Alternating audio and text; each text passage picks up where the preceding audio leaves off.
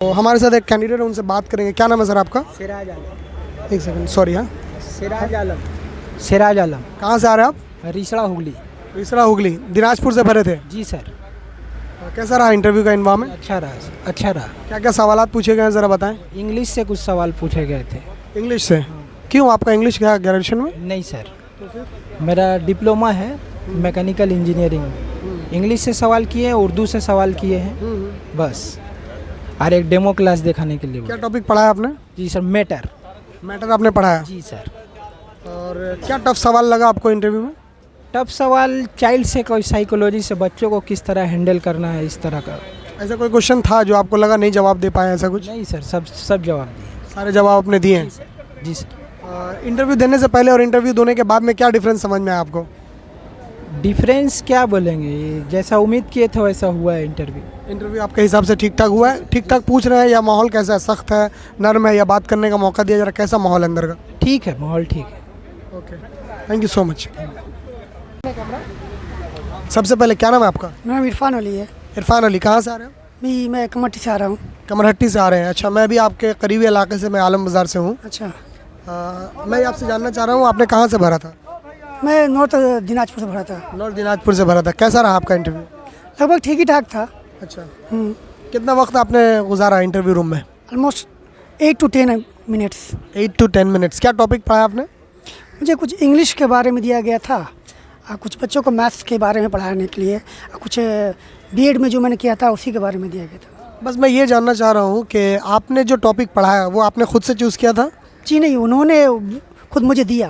क्या टॉपिक था? मुझे एचसीएफ के बारे में पढ़ाने को दिया गया था। उन्होंने आपको बोला कि आप एचसीएफ के बारे में पढ़ाओ, और आपने एचसीएफ पढ़ाया? जी। ओके, कैसा रहा वो? ठीक है, वो लोग बोले ठीक है। आपने जो पढ़ाया उसके में अंदर में से कोई सवाल पूछा गया आपसे? जी नहीं, बस वो लोग मुझे एक टॉपिक दे दिया कि आपको इससे पढ़ाना है बच्चों को, आप कैसे पढ़ाइएगा। तो हाँ, इतना आप समझ लीजिए कि हम लोग बच्चे हैं, बच्चे बैठे हुए हैं, आपको बच्चे के हिसाब से पढ़ाना पड़ेगा। जस्ट मैंने उसी हिसाब से पढ़ाया। अब वो मार्क्स ना देना उन लोगों के ऊपर में। चलिए, बहुत बहुत शुक्रिया। ऐसा कोई सवाल जो आपको लगा थोड़ा मुश्किल पूछ लिया गया? नहीं, ऐसा कुछ नहीं था। सब मैंने आपको जो पढ़ा हुआ लिखा है उसी हिसाब से पूछा गया। इंग्लिश में भी उसी हिसाब से पूछा गया था, पैडागोगी में भी उसी हिसाब से पूछा गया, मैथ में मैंने ज़्यादा डिफिकल्ट नहीं था। मैंने बच्चे अगर थोड़ा सा मेहनत करेंगे तो निकाल लेंगे। किस मौजू में है आपका ग्रेजुएशन? मेरा बायोलॉजी में है। बायोलॉजी से कोई सवाल? एक भी सवाल नहीं पूछा गया बायोलॉजी से। आपके निजी पर्सनल लाइफ से कोई सवाल? जी सर, वो बस आप अपना तारुफ दीजिए। शुरुआत में मैंने यही बोला गया कि आप स्कूलिंग कहाँ से किए हैं, आप कहाँ के रहने वाले हैं, यही सारे क्वेश्चन पूछे गए थे, और इसके अलावा कुछ नहीं। Thank you so much, thank you. शायद आपसे मेरी मुलाकात हुई थी। अच्छा, कहाँ से आ रहे हैं आप? हम तो ये हुगली से आ रहे हैं, बांसबेरिया। बसवड़िया से आ रहे हैं, अच्छा। बसवड़िया में हमारे बहुत सारे साथी रहते हैं। कैसा रहा आपका इंटरव्यू? अल्हम्दुलिल्लाह अच्छा रहा। क्या मुश्किल सवालात लगे कुछ? सवालात उर्दू से ज़्यादा थे क्वेश्चन, क्योंकि सारे उर्दू के बैठे हुए हैं, और तो वही सब थे। और डेमो दिए, डेमो अच्छा से हुआ। डेमो का मौजू क्या था आपका? डेमो वो लोग खुद ही दिए, बोले कि आप डिवीज़न पढ़ाइए। डिवीज़न खुद से ही दिए? हाँ, तकसीम पढ़ाइए, तो मैंने पढ़ा दिया। तकसीम पढ़ाया आपने? जी। आप जब डेमो दे रहे थे उसके अंदर से कोई सवालात? नहीं, वो तो आखिर में पहले सवाल कर लिए थे। सवाल करने के बाद बोले कि कुछ पढ़ाइए बच्चों को। तो वैसे क्या पढ़ाएं, तो बोले कि आप बच्चों को तकसीम पढ़ाइए। हाँ, एक बात मुझे बताइए कि जिस तरीके से इंटरव्यू रहा, ओवरऑल आपके हिसाब से टफ़ है या फिर ठीक ठाक है, स्टैंडर्ड है, कैसा? नहीं, मोटा मोटी है, खूब ज़्यादा टफ़ नहीं है। थोड़ा अंदर घबराहट हो रही है, लेकिन वहाँ जाने के बाद ठीक ठाक है, खूब ज़्यादा टफ़ नहीं है। कितना वक्त आपने गुजारा इंटरव्यू रूम के अंदर? 5 से 6 मिनट। 5 से 6 मिनट। हाँ। और ये जो प्रोसेस हो रहा है, जिस तरीके से डॉक्यूमेंटेशन वगैरह ठीक ठाक हो रहा है या फिर डिले है आपके हिसाब से? नहीं, डॉक्यूमेंटेशन तो मतलब पहले हम लोग जाकर वेट किए हैं। वेट करने के बाद 5 मिनट लगा है डॉक्यूमेंटेशन ये क्लियर करने में। फिर उसके बाद से डॉक्यूमेंटेशन जब हो गया है तो फिर जाकर हम लोग बैठे थे, तो वहाँ 1.5 से 2 घंटा बैठना पड़ा, क्योंकि अभी फर्स्ट हाफ का चल ही रहा था और सेकेंड हाफ वाले आ गए थे। तो हम लोग 1 बजे से रिपोर्टिंग टाइम था, और अभी जाके कंप्लीट हो रहा है। 2-3 घंटा हम लोग बैठे थे, यही डिले। बहुत बहुत शुक्रिया आप। अभी व्यूअर थे, आज तो आपको मौका देना पड़ेगा। कैसे आप? बहुत अच्छा। क्या नाम है आपका? मोहम्मद हैदर अली। क्या बोल रहे थे मेरे बारे में? आप ठीक है ना सर? हम ठीक है। आपके वीडियो से बहुत मेरा फ़ायदा हुआ है। ओहो, बहुत बहुत शुक्रिया भाई। कब देखा आपने मेरा वीडियो पहली बार? जब से इंटरव्यू का डेट आया सर मैं देख रहा हूँ लगातार, इधर 4-5 दिन से पूरा आपका वीडियो देखा हूँ। तो जिस तरीके से इंटरव्यू में आपने वीडियोस देखे उसके हिसाब से इंटरव्यू वैसे ही गया या फिर एकदम अलग चला गया? एकदम सेम था सर, एकदम सेम था। हुआ। और मेरा सब्जेक्ट हिस्ट्री है, हिस्ट्री से ही क्वेश्चन वो लोग पूछे। चलिए बहुत बहुत शुक्रिया भाई, आपका काम आया, मकसद भी यही था। चलिए आप इंटरव्यू के बारे में बताइए, क्या सवाल पूछे गए आपसे? सबसे पहले मेरा इंट्रोडक्शन पूछा गया, उसके बाद पूछा गया आप किस सब्जेक्ट लेकर आप ग्रेजुएशन में पढ़े हैं। मैंने बताया हिस्ट्री, तो वो लोग हिस्ट्री से क्वेश्चन पूछे।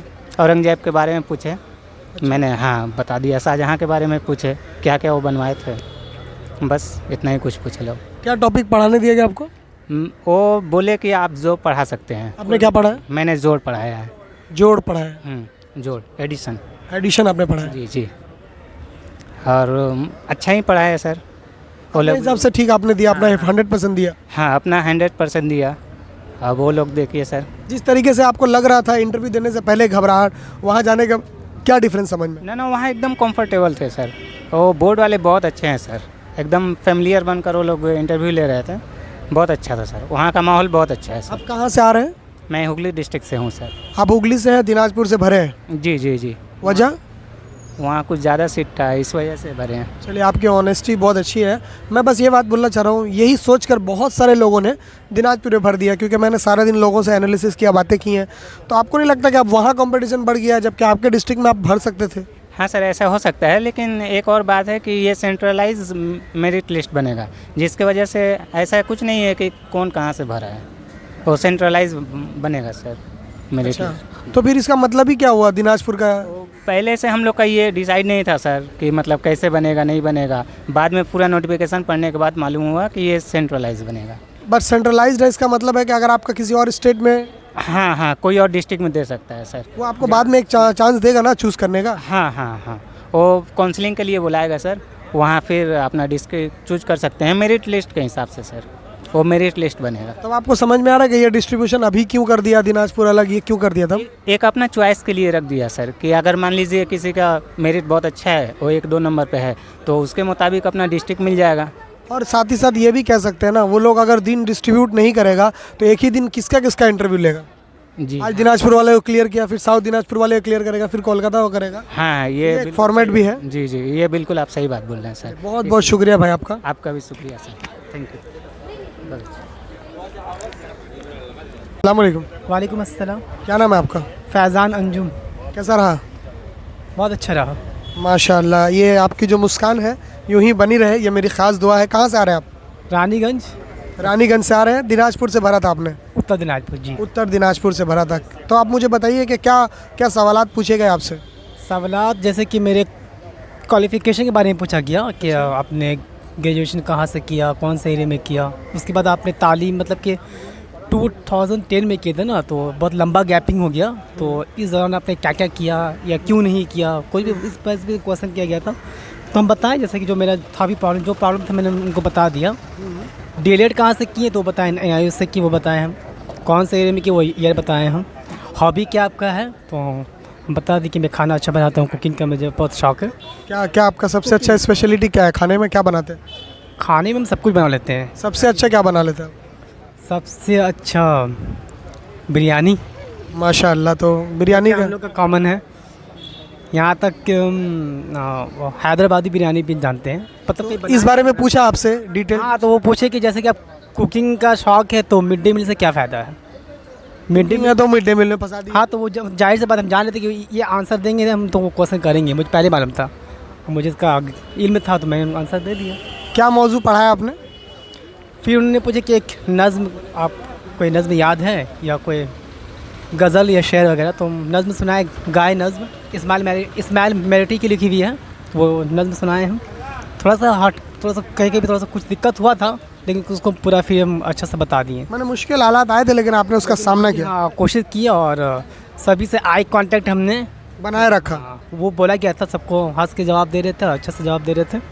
तो एक बात मुझे आपसे जाननी है कि आपने कोई मौजू पढ़ाया ना, वो मौजू क्या था? गाय पे जैसे कि हम उनको नज़्म सुनाए तो हमसे पूछें कि इस पे आप ऐसे मतलब कैसे पढ़ाएंगे बच्चों को, तो बस वो हम बताएं कैसे ऐसे पढ़ाना है। ऐसे पढ़ाने से पहले बच्चों से पूछेंगे ना कि गाय के बारे में जानते हो या फिर हमारे आसपास क्या क्या जानवर हैं, इस तरह उनसे पूछ कर फिर हम गाय पढ़ाएँ, मतलब वहाँ पे बोर्ड पे मजमून लिखे हम। बहुत बहुत शुक्रिया भाई आपका, थैंक यू सो मच। भाईजान थोड़ा आप भी कोई कैंडिडेट है तो वक्त दीजिए।